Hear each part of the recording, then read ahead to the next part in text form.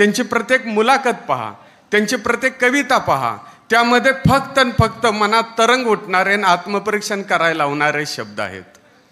ते नेहमी म्हणतात की आम्ही ज्या वेळेला गावाकडे जातो, 12 नोव्हेंबर 1990 साली जन्म, उन्ह पुरं 30-35 वर्षाचं आयुष्य, या 30-35 वर्षाच्या आयुष्यामध्ये माणसाला काय करावं हे सुद्धा कळत नसतं, पण दुसऱ्यानं कसं वागावं हे सांगण्याची प्रतिभा परमेश्वरानं त्यांना दिलेली आहे. ते म्हणतात की आंबेजोगाई हे त्यांच्या आजोबांचं गाव, त्या गावामध्ये एक जुना वाडा आहे आणि त्या वाड्यामध्ये माझं मन तिथं रमतं, तिथलं मंदिर आहे, तिथले सगळे व्यवहार आहेत, तिथलं गावगाड्यातील जीवन आहे, ते मला जगणं अधिक आपलंसं वाटतं. आणि ते म्हणतात की आम्ही गावाकडे जातो त्यावेळेला फ्रेश होत नाही तर हातपाय धुतो. मला वाटतं हे शब्द खरंच इतके मनाला भावणार आहेत. आम्ही तिथं मग जग ठेवत नाही तर तांब्या ठेवतो.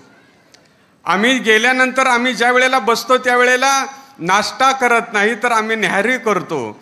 इतक्या चांगल्या पद्धतीने ग्राम संस्कृतीतले शब्द मुलाखतीच्या माध्यमातून लोकांच्यापर्यंत पोचवून मराठी भाषा अधिक समृद्ध करण्याचं काम शंकरशनजी कराडे साहेबांनी आजपर्यंत केलेलं आहे.